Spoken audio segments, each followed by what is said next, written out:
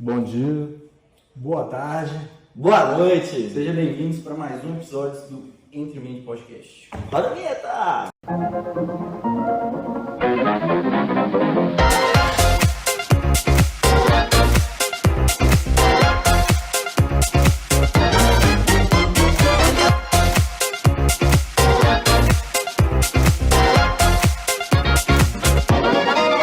E aí, pessoal, como é que vocês estão? Terceiro episódio do nosso podcast. Estamos cada vez melhorando mais a qualidade, né, do material que a gente está entregando para vocês. Então, primeiro a gente tava com aquele videozinho meio pai, o segundo já melhorou e esse aqui a gente já pensa que vai ficar bem melhor, tá? A gente já mudamos a sala aqui. E hoje a gente quer agradecer a Clínica Escola, né? Primeiro a Faculdade Faminas, a Clínica Escola que ofereceu essa sala aqui para nós, que é uma sala incrível, tem um quadro grandão que a gente desenhou ali, umas paradas legais.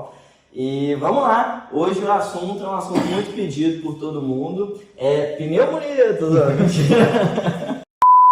O assunto hoje é sobre ansiedade, galera, vamos lá. Do Cruzeiro, 4x1 pro Bahia. É, isso aí.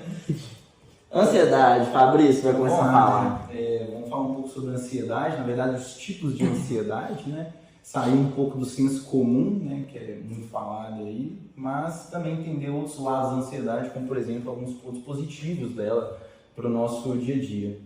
Vamos começar então tentando caracterizar o que é ansiedade, né, pessoal? O que vocês acham que é ansiedade? Eu sei que ansiedade não é excesso de futuro, assim como depressão não é excesso de passado, galera. É a minha primeira crítica que eu já vou jogar na mesa aqui, que eu sei que tem gente que discorda, mas não é excesso de futuro, mano. É uma patologia, é uma condição humana. E nós vamos começar por aí. A gente vai falar de traço de ansiedade ou do transtorno em si? Exatamente, porque a gente tem vai falar de uma maneira geral, né, cara? ansiedade no geral. Divertidamente 2, né?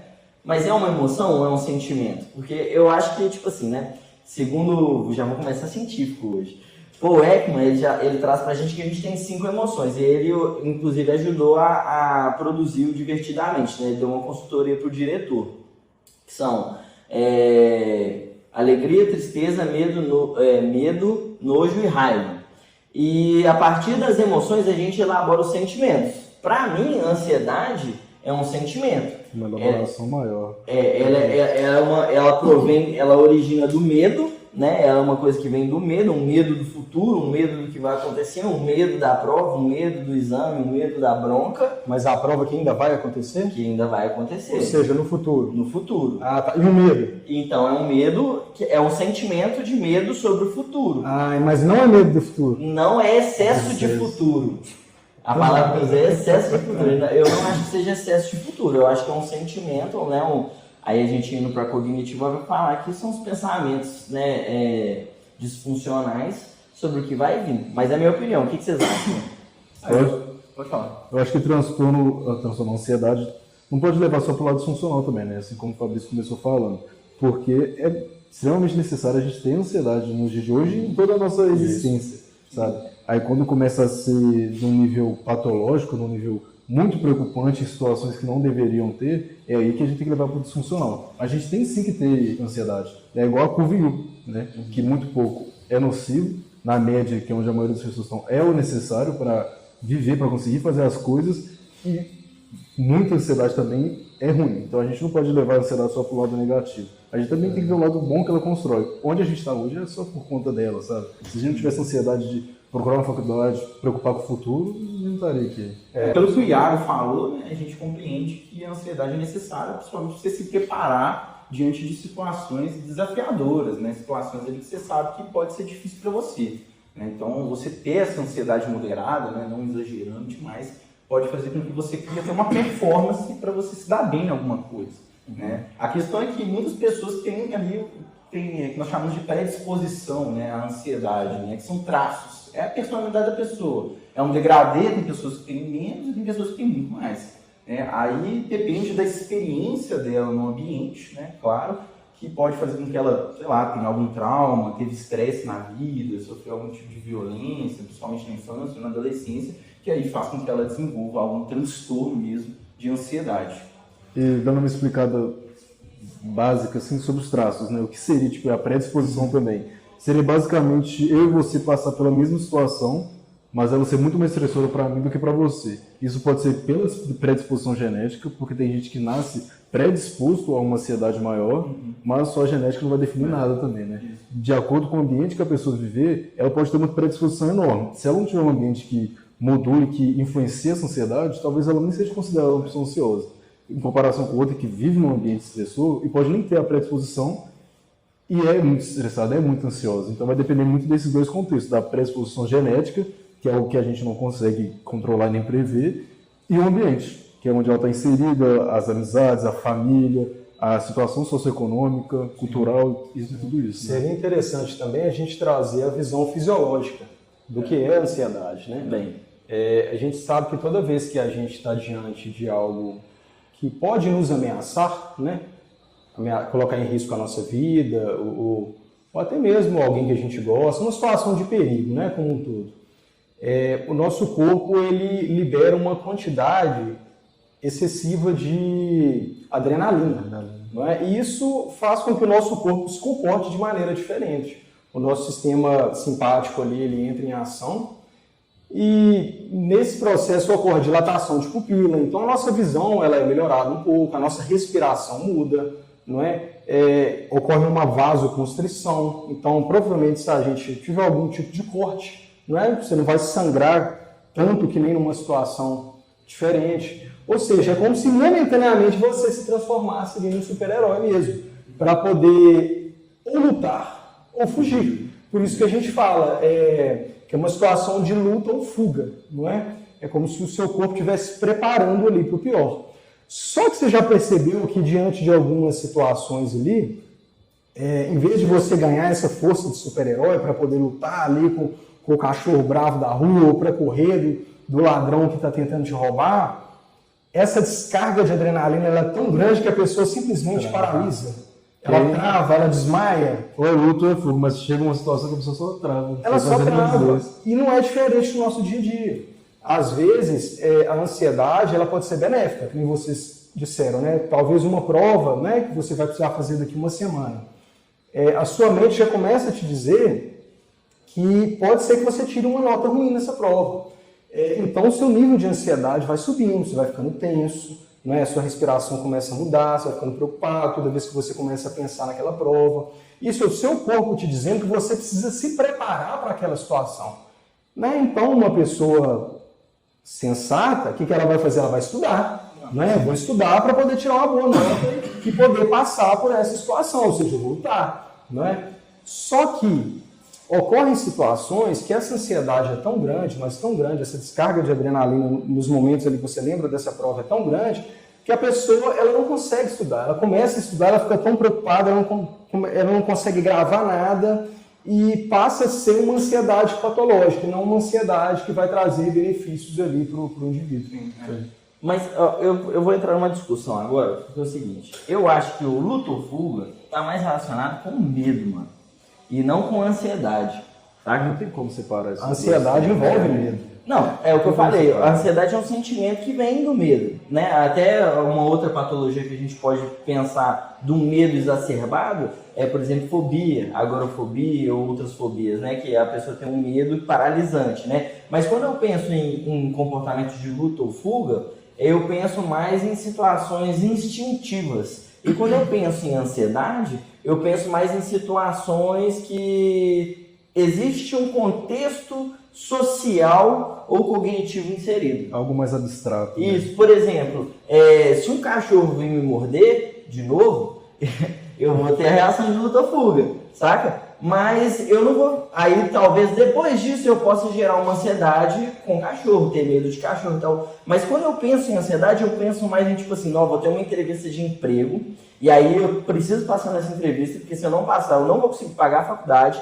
E aí eu vou colocando uma carga emocional nessa situação que vai ocorrer, que começa a me gerar essa situação de luta ou fuga, essa liberação hormonal, né, que vai começar a me prejudicar e vai me deixar nervoso na hora da entrevista e talvez vai me prejudicar. Só que existe também um ponto que eu devo concordar que eu estando ansioso por essa entrevista e percebendo que ela é muito importante que eu passe e que eu precise ir bem, talvez isso me leve a me preparar melhor para essa entrevista e por causa dessa preparação eu me saia melhor.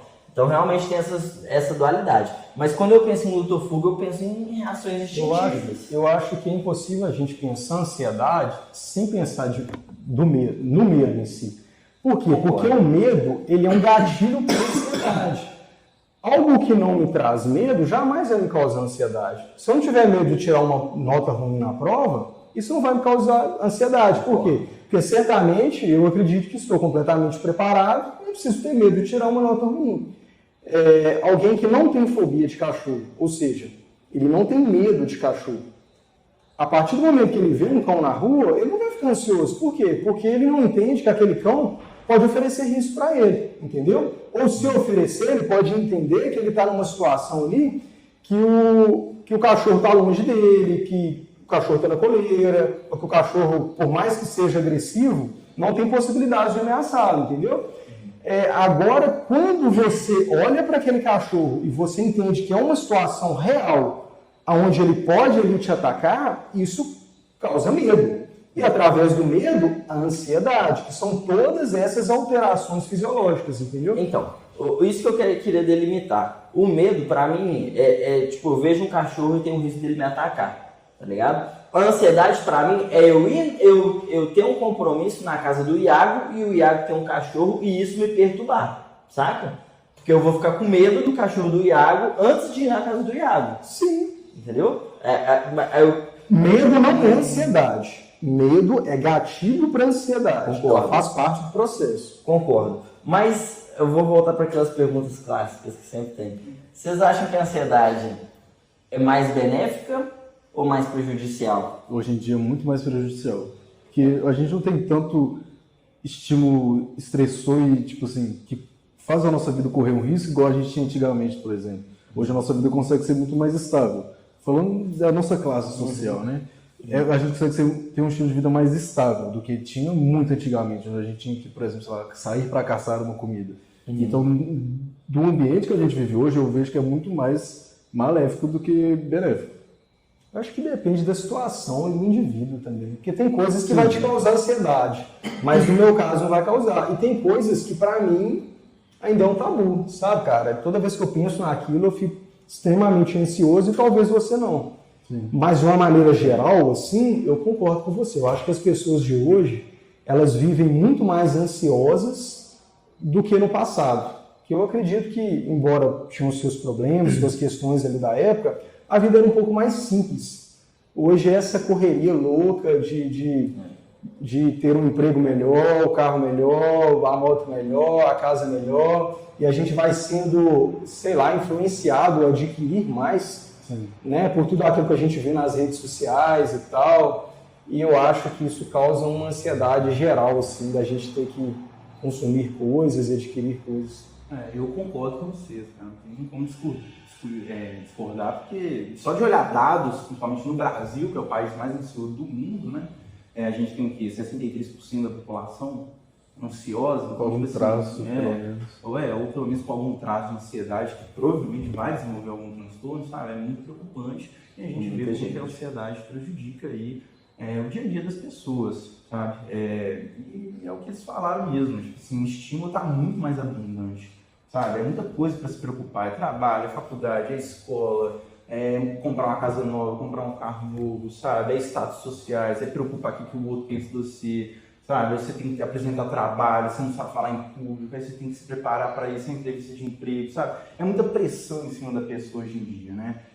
Claro que não tem aquelas pessoas que vão sobressair, vão saber lidar, vão aproveitar da ansiedade para enfrentar esses desafios e conquistar, né, o que ele fez, mas infelizmente a maioria da população sofre, não consegue lidar, por isso que o aumento aí da procura de um profissional da psicologia está aumentando, sabe? Porque as pessoas não estão conseguindo sozinhas mais, está ficando muito peso, então infelizmente a ansiedade ela está acabando sendo muito prejudicial para nós aí na atualidade. Eu peguei um caso no Sersan de um paciente com ansiedade patológica que, assim, absurdo, né? O quadro do paciente, ele tinha cicatrizes na mão de ficar mordendo a mão de ansiedade, tudo, de tudo, absolutamente tudo ele tinha ansiedade. Então, tipo assim, ele já estava medicado e tal, mas aí ele vivia num medo num constante, assim, de tudo, sabe? Aí, né, a gente levantou uma hipótese de uma possível fobia ali e tal, mas ele relatava muito essa ansiedade, paciente novo, tipo, 25 anos, sabe? E é muito complicado, porque a gente vê, assim, todo mundo conhece alguém que é ansioso hoje em dia, né? E sofre por causa disso. A gente tem colegas próximos que são muito ansiosos, tipo assim, velho, sofre real que parada. Eu sou um cara, particularmente, que eu queria ter mais ansiedade para determinadas coisas, e que eu tenho zero ansiedade com umas paradas importantes, e fico ansioso com umas coisas que às vezes não tem nada a ver, velho, sabe? Mas uma coisa que eu percebo também é que eu acho que a experiência pessoal da pessoa vai dizer muito como que ela vai lidar com essas ansiedades. Por exemplo, eu conversei isso com ele outro dia. Uma pessoa que vive vários problemas durante a vida e passa por esses problemas, ela vai ter um limiar maior para lidar com outros problemas, né? Então, um problema que é pequeno, ele vai ser pequeno. Agora, uma pessoa que tem zero problemas, quando tiver um problema pequeno, aquele problema vai parecer enorme. E aí ela vai ter um estresse muito maior lidar com aquilo. É a pirâmide de Maslow, né? Basicamente. Que quando você não tem aquelas preocupações de sobrevivência, você acaba se importando muito em algumas coisas que, caso você tivesse problemas mais sérios, você não faria. Eu acho importante a gente citar também, principalmente para quem está assistindo, que você sentir ansiedade em alguns momentos e tal, não considera você ter um transtorno, exatamente. Para ter um transtorno, você tem que ter mais de 4 traços: prejuízo, constância, frequência, 6 meses. Principalmente o transtorno de ansiedade generalizada, o critério ali é 6 meses, então não é algo ocasional, igual o Iago falou, tipo assim, ansioso fazer a prova de matemática, que é daqui 2 semanas. Pô, não é que você tem um transtorno, você está preocupado ali com a prova. Porque nos dias de hoje a gente vê uma medicalização e todo mundo tem algum transtorno. E não é bem assim que funciona. Tem que passar por um profissional, ele tem que te avaliar, e não é em uma sessão só, é algo demorado. Não é no TikTok. Não é no TikTok. Apesar de vocês podem estar vendo a gente aqui, nesse caso Etas. Mas é importante correr atrás de entender isso e saber que não só porque você sente ansiedade e se considera alguém ansioso, que você necessariamente tem um transtorno, sabe? Você pode ter, mas também pode ser que não. E cabe a um profissional da área identificar. Você não pode você mesmo achar ou ver na internet isso. Isso a gente chama de diagnóstico diferencial, né? Isso é claro que é responsabilidade do profissional da psicologia, da psiquiatria, né? Que vai fazer uma boa entrevista, vai fazer uma boa anamnese, para tentar tirar tudo que é de confundidores, né? Sim. Às vezes o cara tá exagerando no café, entendeu? Não dorme só bem, tirar o café, tá dormindo mal, corrige o sono, melhorou. Às vezes tem hipertireoidismo da agitação, da crise de ansiedade. Sim. Às vezes o cara só tem que tratar mesmo essa questão hormonal, sabe? Essa balança na torta. Mas como nosso público é muito aluno também de psicologia, a regra de ouro que a gente aprendeu a usar, né, mano, é o FIPC, que é frequência, intensidade, prejuízo e contexto. Então a gente tem que investigar esses 4 aspectos para definir se aquilo ali é realmente um problema patológico ou é um problema congruente, né? E a gente volta a falar aqui sobre a ansiedade positiva, que existem determinados momentos da nossa vida que, se a gente não tiver ansioso, talvez seja um problema, entendeu? Sim, você vai ter uma entrevista na Google, por exemplo. Pô, todo mundo sabe que se trabalhar na Google vai mudar a sua vida, com certeza, né? Se você não estiver ansioso por essa entrevista, meu amigo, você precisa de terapia também, viu? Sim. Você deve ser narcisista. Não, eu vou passar aqui. Quem é o Google? Agora, levando em consideração quando a ansiedade é patológica, e não é apenas uma emoção comum, né, que vai trazer alguns benefícios e tal, a gente tem no DSM-5, que foi o último manual diagnóstico, né, lançado, os transtornos de ansiedade. E lá traz para a gente alguns tipos de ansiedade, que é agorafobia, fobias específicas, transtorno de ansiedade generalizado, síndrome do pânico, ansiedade de separação.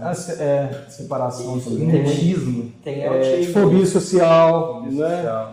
E seria interessante a gente discorrer um pouco sobre esses também. Eu acho que a mais comum aí na verdade, as fobias específicas são as mais comuns. Acho que a prevalência é maior, que é a fobia de voar, de barata, de avião, né, cara? De aranha, de agulha, essas coisas. São fobias específicas. Se você não tem medo de barata que voa, você também precisa essas coisas são mais comuns, né? Igual a aranha. Tipo, você vê uma aranha assim, você já assusta, pô. Mas, tipo assim, a agulha, por exemplo, que é uma coisa que tem tanto perigo, né? Mais específico mesmo. Sangue, sabe? Então, um tratamento de exposição, né? Aos poucos, gradual. Mas é basicamente isso, fobias específicas. Né? A gente tem que ver também aquilo que é, tipo, contra-evolutivo, por exemplo. Ter medo de aranha ajudou a gente a chegar onde a gente chegou. A gente não morrer na selva. Mas agora a gente tem medo de estar perto de pessoas, por exemplo, aí já não combina tanto. Já não sai do contexto. Sim, aí cabe uma investigação ainda melhor também. Esse é um ponto legal de pensar numa psicologia evolutiva, assim, até na nossa clínica, né? Tipo assim, investigar alguns aspectos, né, do contexto do indivíduo através das pesquisas evolutivas do ser humano. Sim. Talvez a gente tenha sido preparado para ter medo de algumas coisas mesmo. A gente não tem como a gente não ter medo de nada e estar pronto para tudo. Mas algumas coisas extremamente específicas, como a agulha, por exemplo, ou medo de lugar aberto, sem muito estresse, assim, a gente pode ver. Agora, esse é o caso da agorafobia, né? A agorafobia é medo de sair de casa, né? Lugar aberto, pode ser lugar fechado também, mas só de a pessoa estar fora da segurança, estar exposta, transporte público, fila, multidão, ela já fica bem apavorada. E tem um outro tipo de ansiedade, que eu acho que é a segunda com maior prevalência, que é o transtorno de ansiedade generalizada, que é muito confundido com a ansiedade do senso comum mesmo, né? Ela é basicamente ansiedade generalizada, como está no nome. Você tem apavor de tudo, medo de tudo, com todos os domínios da sua vida. Então, trabalho, faculdade, relacionamento, tudo te gera algum tipo de preocupação, sabe? Você acorda com medo de estar atrasado, você já acorda com medo, sabe? Então, tipo assim, é generalizado mesmo, expande tudo. E vale ressaltar também, deixa eu não cortar aí, mas vale ressaltar também que caso a pessoa tenha um transtorno de ansiedade, muito dificilmente ela vai ter só o transtorno de ansiedade, né? Que a gente vê em casos de clínica, por exemplo, que a maioria dos transtornos são comórbidos. Então a pessoa não tem só ansiedade. Às vezes aquela ansiedade fez ela ter um transtorno depressivo também, sabe? Traços de depressão. Sim. Então a gente vai ter que avaliar muito o contexto além da ansiedade também, né? Como ela pudesse ter outros transtornos também. Isso é legal de pontuar. É muito comum mesmo pessoa que tem ansiedade, transtorno de ansiedade, desenvolver depressão. Porque, como o Ito falou ali, né, da questão fisiológica lá no início, um dos hormônios mais liberados no transtorno de ansiedade é o cortisol e a adrenalina. Esse hormônio, sendo liberado de forma exagerada, tipo assim, vai acabar fazendo uma bagunça no seu cérebro, fazendo com que desenvolva depressão. Porque a fisiologia da ansiedade e do estresse é a mesma coisa. E um dos maiores fatores de riscos para a depressão é estresse. Não é a tristeza, como não é a tristeza. É o estresse, o cortisol que é liberado. Cara, e esses critérios, né, do DSM para um diagnóstico diferencial, é muito importante a gente se atentar a isso, nem no caso da fobia social mesmo. Que é esse medo aí de sair de casa, né, de falar em público, de se expor a pessoas e tal. Isso vai fazendo com que a pessoa tenha um comportamento evitativo de se relacionar com pessoas mesmo. Então, naturalmente, ela vai ficando mais dentro de casa, mais isolada, mais no mundinho dela ali. E isso pode ser muito facilmente confundido com depressão, que tem sintoma de isolamento social, né, embotamento afetivo e tal. Então, é necessário uma investigação apurada mesmo dos sintomas ali para poder traçar esse diagnóstico diferencial, entendeu? Isso. Vocês querem falar de alguma fobia específica? Cara, eu queria falar um pouco a respeito do tratamento. Antes de falar um pouco do tratamento, eu queria fazer uma crítica aos estudos que tem sobre os transtornos, por exemplo. Porque quando você vai pegar um estudo, geralmente ele estuda aquele transtorno e o tratamento clínico isoladamente. Não tem essa comorbidade que a gente está falando, sabe? O estudo mostra como tratar a ansiedade, mas não mostra todo o contexto, todas as outras coisas comórbidas que podem ter, sabe? E a gente precisa de uma melhora desses estudos também, porque muito dificilmente vai chegar um caso que a pessoa, quando tem um transtorno, tem só o transtorno de ansiedade, sabe? Talvez um tratamento focado nos sintomas e não na patologia em si, né? Baseado em processos, é exatamente isso, né? Terapia baseada em processos. Só para passar rapidão aqui pelos tipos de ansiedade, a gente passou por tudo, né? Eu queria só pontuar que o nosso professor de psicodiagnóstico, o Santiago, quando ele ensinou a matéria pra gente, ele já apresenta para a turma a ideia de que hoje em dia já não se trabalha mais com diagnósticos limpos. Então eu não consigo atender um paciente e falar, você tem TAG e só TAG. Os diagnósticos eles se misturam ali, então a pessoa vai ter um TAG com sintomas de depressão ou uma depressão ansiosa, com uma fobia, né? Então aí fica aí, né, o atentamento aos psicólogos para trabalhar essa expertise de fazer essa leitura multipatológica do indivíduo para identificar também qual que está predominando ali para ter uma assertividade maior no tratamento, né? Psicopatologia. Né? Psicopatologia. Fica Psicodiagnóstico para a Fabiola. Mas engloba isso também. E você falou do tratamento. Uma das melhores coisas para ansiedade, até fobia em questão, é a terapia de exposição. Né? Expor aquele estímulo ansioso de forma gradual, claro, para gerar realmente uma ansiedade na pessoa, de forma controlada, obviamente, para aos poucos ela ir acostumando, criando novas conexões neurais sobre aquela situação específica e vendo que talvez não precise ser tão estressante assim, sabe? Mas isso, claro, que é aos poucos. Se a pessoa tem medo de aranha, por exemplo, o psicólogo vai pegar uma aranha e vai botar na frente dela. Se for algo muito sério, pode começar com um desenho de uma aranha, aí vai para um vídeo, aí para um bichinho de pelúcia, sabe? Bem aos poucos, de forma gradual mesmo. Isso é uma técnica da comportamental que chama dessensibilização sistemática, é muito usada. Né? Só para deixar claro mesmo, porque padrão a gente tem ouro, muito psicólogo. Padrão ouro para ansiedade, terapia cognitivo comportamental. A técnica mais usada. Fechou. Não fique com medo de chegar lá e o terapeuta já tem uma barata lá na caixinha, você pegar nas mãos. Não, imagina, mano, você fala que aos poucos. Fala que tem fobia de barata, você chega no consultório, o cara está fantasiado de barata, esse baratão gigante. É a cara do bicho. Enfia a mão nessa caixa preta. Vou te soltar aqui. Galera, transtorno do pânico. O transtorno do pânico, ele, tipo assim, ele é bem confuso ainda de pesquisas, porque o cara tem um ataque de pânico e ele não consegue identificar direito qual foi o gatilho que fez ele ter o ataque de pânico.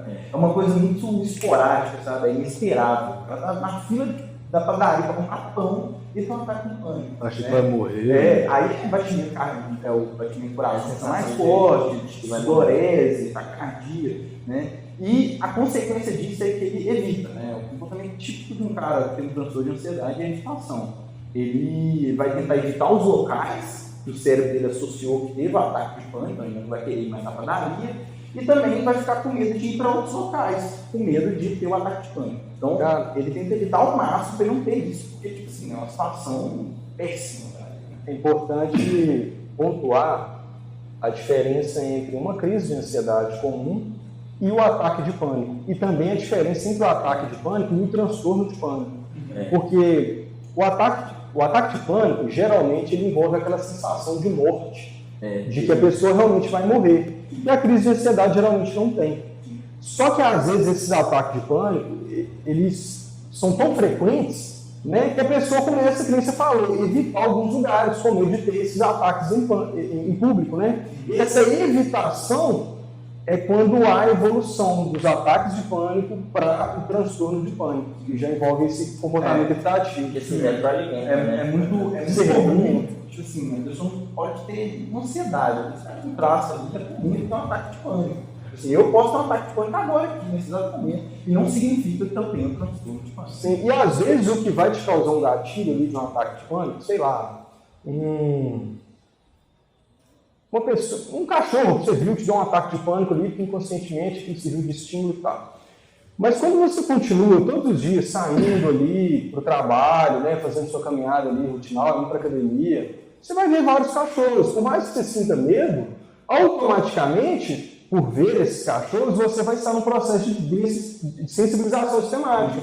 Ou seja, aquilo ali vai se tornando comum, que pode até ser que um cachorro rose para você, outro vem a latir, mas um dá um também para você, e alguns assim que vai abanar o rabo, que vai brincar com você. Então você vai começar a olhar aquilo e vai falar, olha, nem todo cachorro é agressivo, nem todo cachorro oferece isso. E aquilo vai te sensibilizando. Só que quando você tem um ataque de pânico e você passa a evitar sair de casa para não encontrar mais cachorros, essa sensibilização é interrompida. Isso. E aí entra também uma disfunção de pensamento, né, que é o viés de confirmação, onde a pessoa ela vai pegar só os elementos que confirmam a tese dela, né, e vão excluir aqueles que não. Então, por exemplo, se ela desenvolver isso, ela vai sair 1000 vezes na rua. Se de 1000 vezes que ela sair na rua, ela encontrar 700 cachorros dóceis, que são gente, né, que não mordem, que não atacam, que são domesticados, mas encontrar ali 3 ou 4 que atacam ela vai significar, ó, eles não atacam, mas a maioria ataca. Então,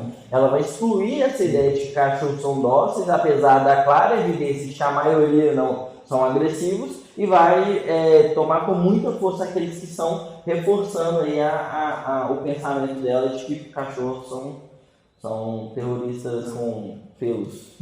É bem parecido com a tal de ansiedade social, né? A pessoa, ela tem certo medo de sair de casa, né, ver pessoas, mas ela consegue enfrentar, né? A questão é que, assim, se ela vira o centro de atenção desse público, aí já começa a dar um problema, aí ela já começa a ter a crise de ansiedade por causa da socialização. Então, por exemplo, apresentar um trabalho, se você vai olhando para ela, reunião de emprego ali, né, do trabalho, né, entrevista de emprego e tal, ela vira o centro de atenção e, por meio de pensamentos, né, disfuncionais, ela começa a achar que, sim, estão me julgando, né, vou passar vergonha, né, eu sou ruim, eu não vou conseguir e tal, isso reforça. Por isso que é muito importante, tipo, as pessoas padrões médias têm esse medo de, por exemplo, apresentar, seja no trabalho, seja na faculdade, é muito importante estar claro para não evitar isso. Porque quanto mais você evita, mais seu cérebro entende que você tem que evitar aquilo e você está certo de fazer isso.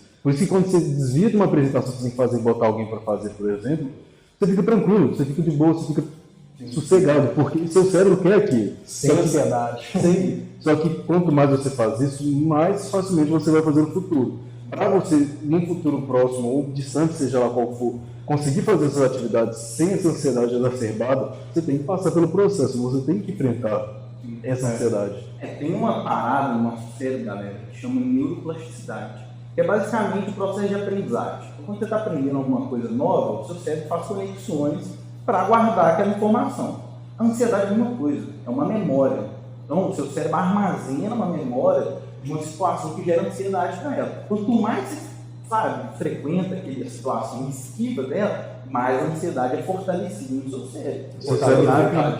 Eu queria explicar a neuroplasticidade de uma outra forma, que para mim fez mais sentido quando alguém me explicou dessa forma. Que a neuroplasticidade é a capacidade do nosso cérebro em organizar os neurônios.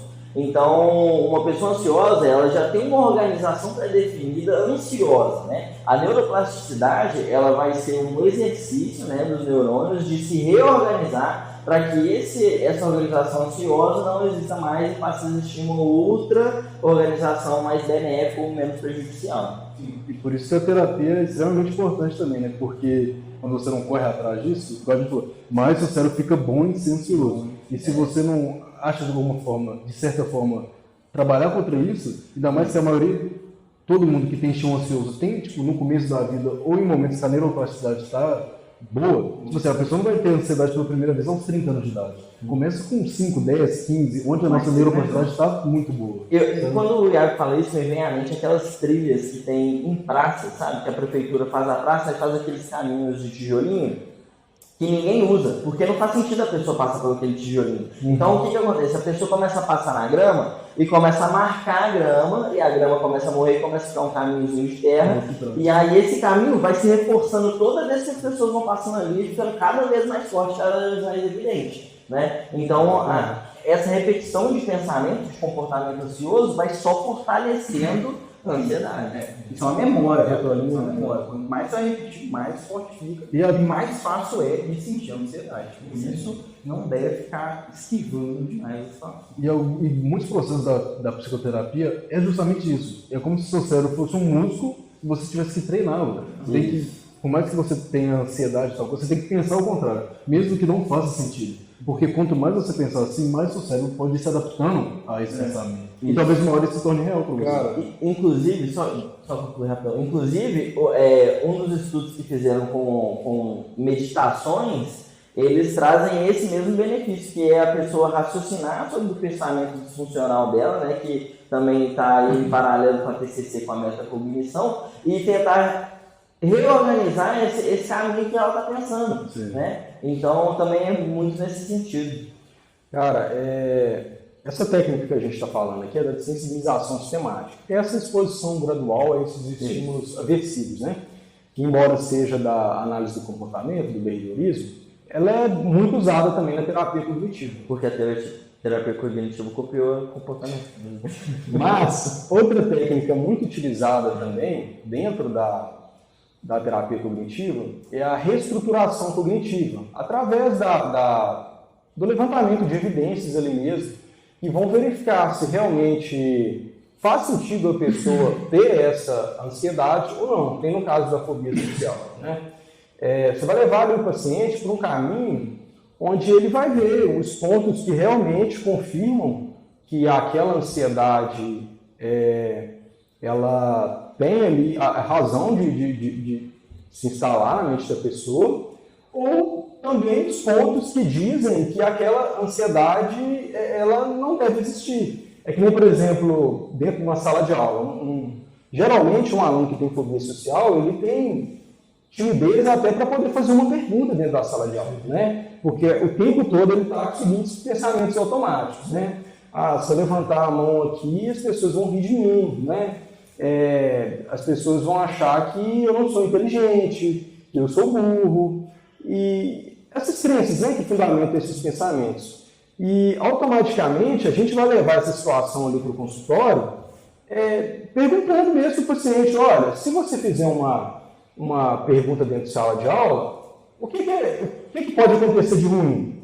Alguém xingar, alguém me zoar, alguém achar que eu sou burro. O que pode acontecer de bom? Né? Ninguém zoa meu plantão. Mas o que é mais provável que aconteça? Né? Pode ser que um outro ria de mim, mas a verdade é que a maioria não vai rir. E a vida que segue, entendeu? Porque a gente não deve viver com base na aprovação das pessoas. Sempre vão ter pessoas que desaprovam aquilo que nós falamos. Fazer um questionamento ali mesmo, né, É um questionamento socrático. Né? A TCC, ela se organizou muito bem para tratar. A TCC é a terapia comportamental, se organizou muito bem para tratar casos de ansiedade, né? Somente nessa reestruturação cognitiva, fazer com que o indivíduo questione seus pensamentos, para ele ver que aquela situação não é tão ameaçadora quanto ele coloca a ser, entendeu? Um dos critérios interessantes para todas as sociedades é que o perigo, né, o medo que a pessoa tem é desproporcional à ameaça representada, ou seja, não é tão ameaçador como ele acha que é. Ele está distorcendo a realidade dele. Tem que exagerar Tem a questão de colocar uma catástrofe na situação, sabe? Então, um dos sintomas da TAG é esse pensamento catastrófico mesmo.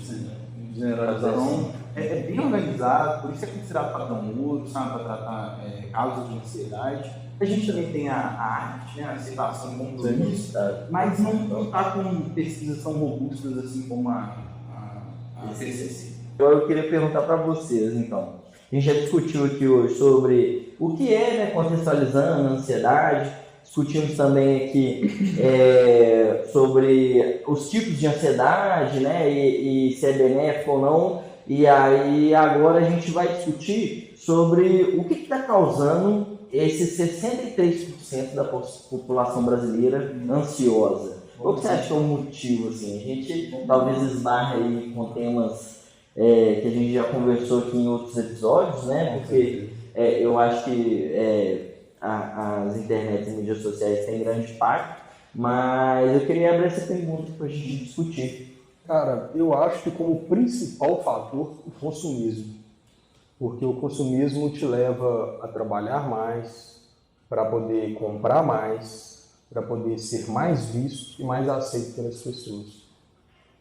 Você compra porque você quer ou porque você quer que as pessoas vejam que você tem? Cara, todo mundo faz isso. Às vezes os celulares têm a mesma função e a gente quer mudar para falar que a gente tem a última versão, entendeu?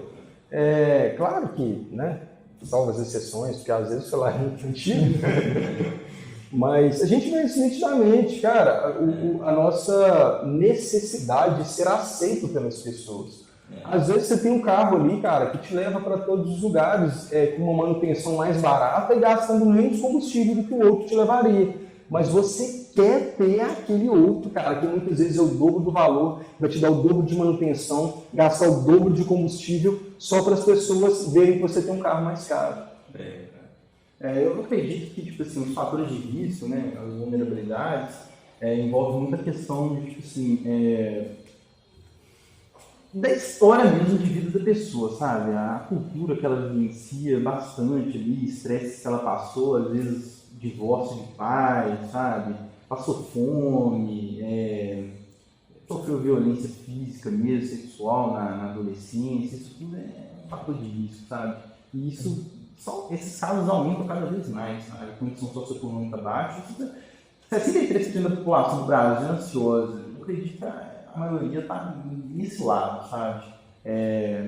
Esses fatores específicos, também abuso de substâncias, sabe? O abuso de substâncias aumentou bastante, acho que é uma coisa que faz a pessoa desenvolver ansiedade, álcool, cannabis, tudo isso também agrava, né, a pessoa desenvolver.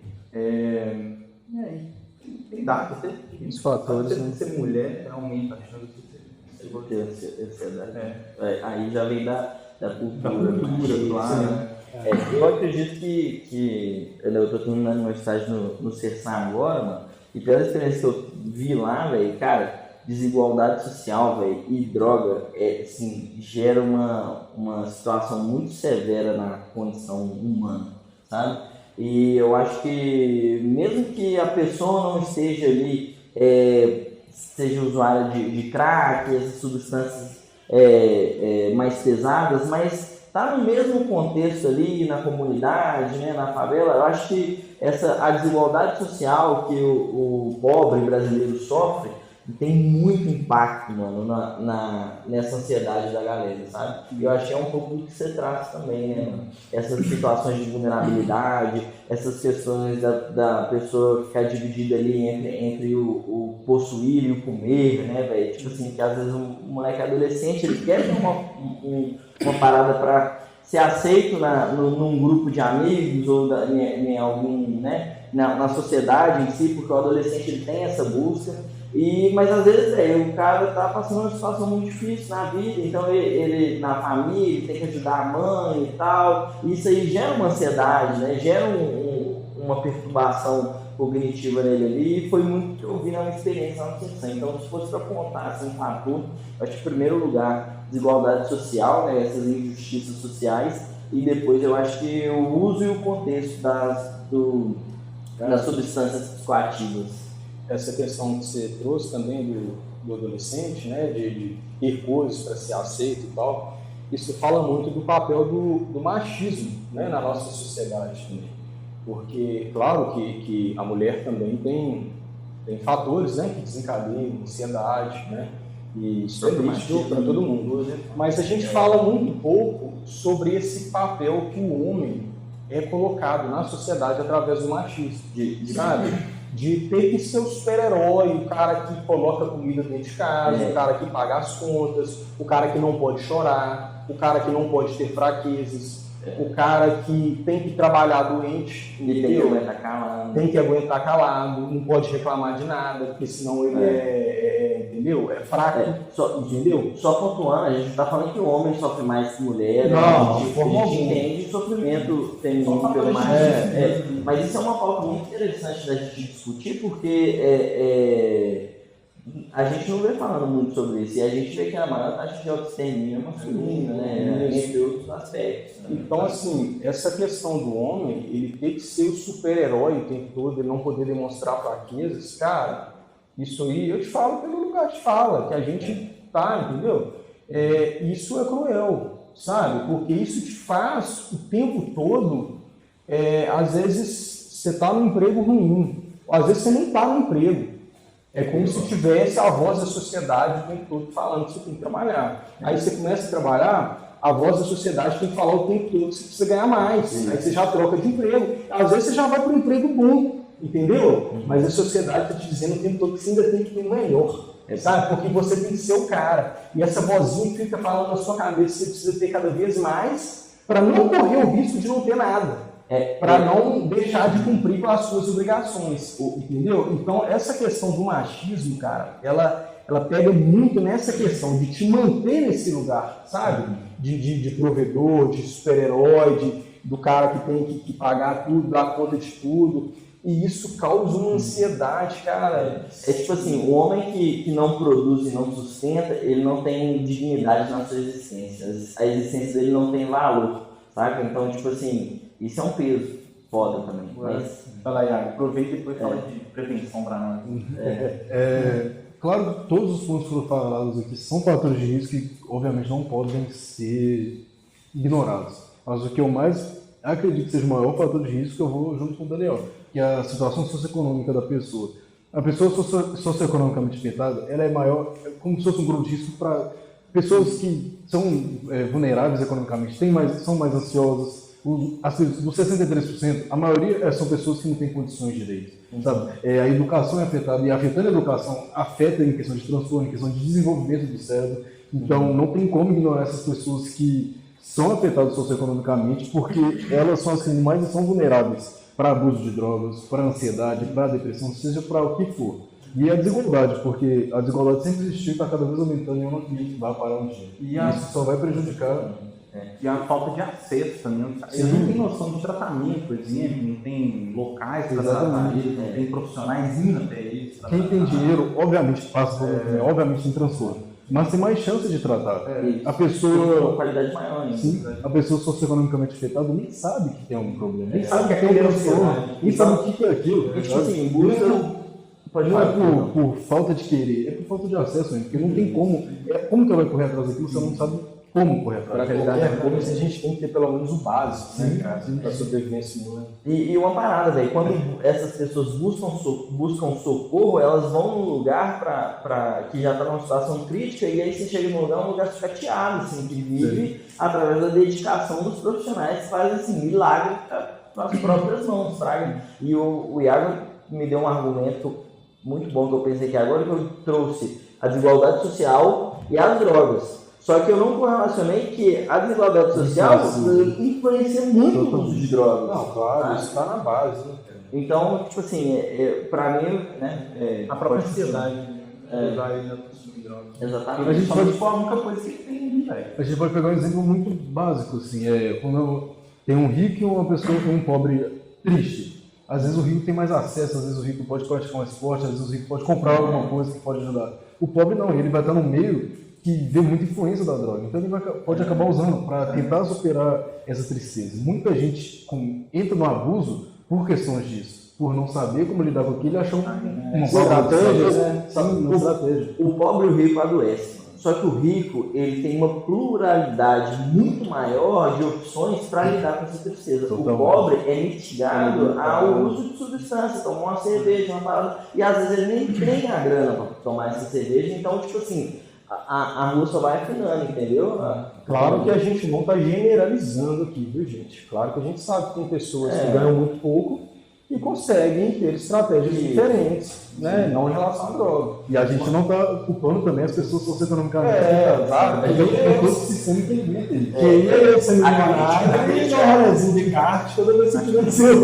A crítica é social, assim, para a estrutura da sociedade socioeconômica, da desigualdade social que existe no nosso país, é muito forte, né? Porque a maioria, assim, a maioria tá na merda, né? A verdade é essa. E eu, pelo menos, acredito em vocês também que não consegue culpar o indivíduo que está socioeconomicamente afetado e está nesse meio envolvido. Porque a culpa não é dele, ele nasceu naquilo. Como que ele vai ter uma visão diferente daquilo? Inclusive, dificulta até para prevenção, né? Tipo assim, prevenção você tem o quê? Alimentação saudável, exercício físico, sono de qualidade. Você vai no supermercado, a aveia, né, com alimento saudável, é R$20. Se for recheado, é R$3,80. Vamos lá. Entendeu? Exercício físico tem que pagar você tem um exercício físico, uma academia. mínimo uma academia que tem que pagar. Aí vem a lei e fala, não, vai na rua de graça, beleza. Mas tem galera que consegue, mas pô, é um pouco mais complicado, porque o ambiente influencia muito com o Mas às vezes o lugar que ele mora, pra ele correr, vai correr, cara. Porque tá no beco, viela, situação, risco de assalto, sabe, cara? Em caso de mulher, então, cara, entendeu? Que corre mais risco, sabe? Exatamente. Alimentação saudável. Pô, mano, caríssimo, você come bem hoje, velho, tá ligado? O que é barato é industrializado.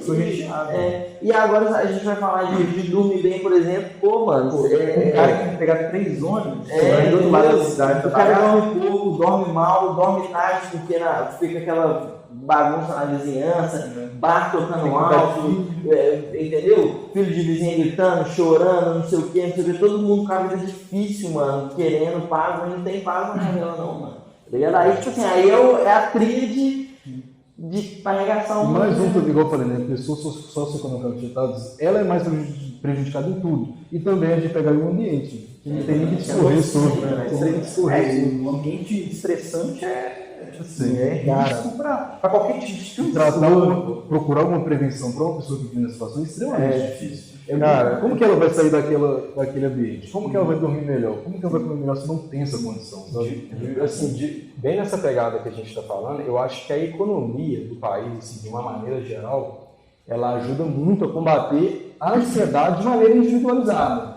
Mas não uma economia numa perspectiva de desigualdade, né? Onde tem muito dinheiro em circulação no país, mas na mão de poucas pessoas. Mas um país que é muito forte economicamente, mas que essa riqueza está bem distribuída, sabe? Porque isso se reflete de várias maneiras, em qualidade de vida, em aumento de IDH mesmo, que é o Índice de Desenvolvimento Urbano, né?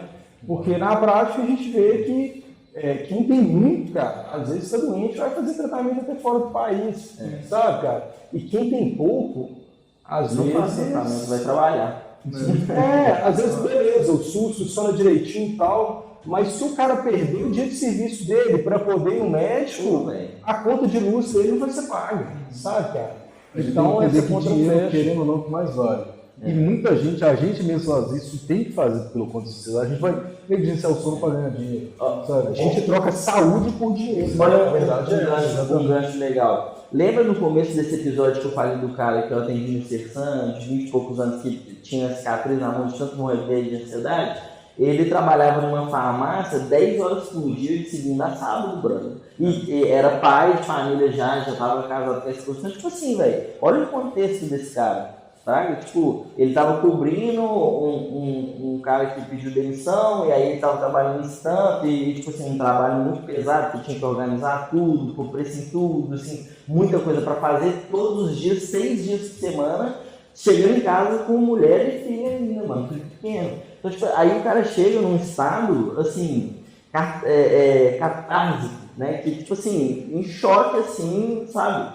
Porque o cara tava esgotado mentalmente. O cara, tipo assim, espremeu tudo que tinha pra espremer pra conseguir se sustentar, Bruno. Por isso que eu gosto muito da psicologia, mano. Ela mostra pra gente nada de nada. Não. É poder social, né? Tem alguma coisa envolvida. Nada acontece por acaso. Nós acabamos de explicar com 73%.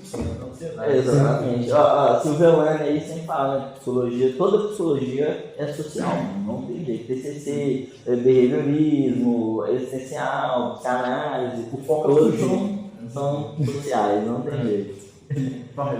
Bom, mas é isso.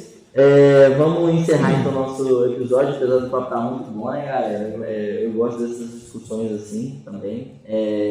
Muito obrigado. Hoje eu queria agradecer meus companheiros, né? Nós aqui formamos um time muito da hora, eu gosto de todo mundo e todo mundo gosta de todo mundo, né? Isso é o que eu tô falando, mas acho que eu falo por todos. Eu não gosto de você, não. Eu também não. Com exceção do Luiz. Não agradeço. Então valeu, galera, por assistir nosso podcast. Muito obrigado. Espero que tenha ofertado conhecimento para vocês aí, né? Expandir um pouco sobre o que é ansiedade. Estamos tentando melhorar cada vez mais, com equipamentos, com tudo. Tolerem os nossos erros, afinal ainda somos estudantes. E também não sabemos fazer isso aqui, né? Nosso primeiro contato. E se você chegou até aqui, pessoal, comenta aí desigualdade social. Curte, comenta, compartilha. Manda para um amigo, fala para a tia assistir, a tia ansiosa assistir. Se ainda não é inscrito, se inscreva no canal. Ó, agora o cliffhanger. Para o próximo episódio, existe lugar na nossa sociedade para todas as emoções, mas a raiva é uma emoção e não tem lugar para ela. E a gente encerra o episódio de hoje falando isso e a gente vai discutir isso depois. Tchau, um abraço.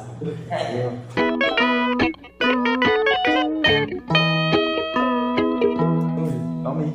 Calma, bate de novo. Vai. Calma aí, Zé.